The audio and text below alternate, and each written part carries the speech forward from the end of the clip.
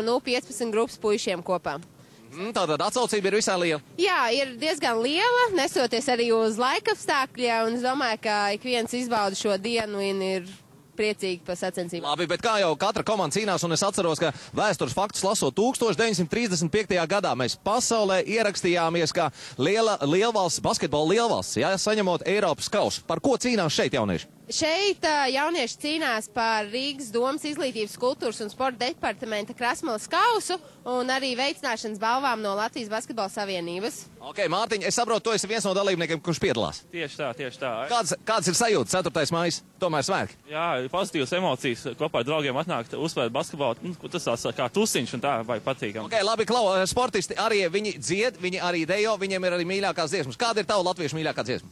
Man latviešu mīļākā dziesma Dons neraudas usuriņi. Ei, kas to lai zina, varbūt vakarā koncertā šeit pat Krasmelā 9:24 dziesmas Latvijā mēs dzirdēsim arī Dona dziedāto dziesmu, bet kas norisinās pat labam Vērmaņdārzā, kur mazie ķipari kopā ar manu kolēģi Agnes piedalās dažādās mākslas darbnīcas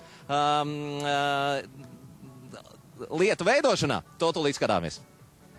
Jā, Māri, tieši šobrīd arī es atrodos radošu cilvēku un notikumu virpulī, jo šodien šeit Vērmanas parkā jau no 12. darbojas veseli 7 radošie nami, kuros rīdzinieki un Rīgas viesi var gan gleznot, tā kā tas šobrīd notiek šeit, gan darināt porcelāna figūriņas, gan salmrotaļlietas, gan mūzikas instrumentus, gan iestādīt savus kociņus, veidot Rīgas namus, kurus novietot pēc tam Rīgas maketā, vai arī sasildīties, sportojot kopā ar turismu centru Ēži.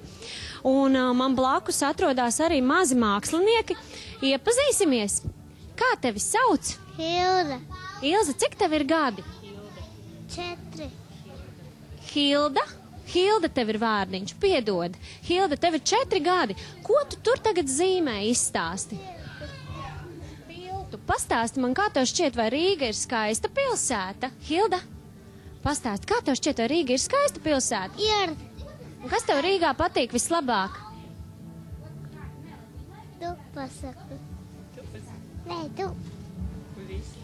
Kas tev, Hilda, patīk Rīgā? Rīga ir skaista pilsēta, Rīgā ir skaists tilts.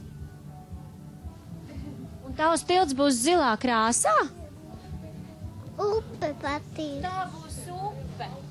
Nu, brīnišķīgi. Pastīsimies, kas vēl te notiek un kas vēl te darbojās. Labdien! Labdien! Kā tevi sauc? Rebeka. Rebeka, cik tev ir gadi, Rebeka? 6. 6 gadi. Un ko tu tur zīmē izstāsti tagad? Baznīcas torni. Tādu tu esi redzējusi savu Rīgu, ja? Un kā tev šķiet, Rīga ir skaista pilsēta? Jā. Vai tev ir kāds novēlējums Rīgai svētkos? Ko tu gribētu novēlēt? Lai viņa būtu stipra Latvijā. Lai Latvija būtu stipra, vai ne? Labi, nu tu noteikti vari pazīmēt un noteikti tev mamma palīdzēs, vai ne, lai Rīga būtu skaista. Un arī es noteikti pielikšu savu otras vilcienu šim mākslas darbam. Un ik viens, kurš vēl nav ieradies Vērmanas parkā, noteikti var nākt šodien līdz pat 6:00 darbosies visi radošie nami. Visi esiet mīļi gaidīti. Ko arī par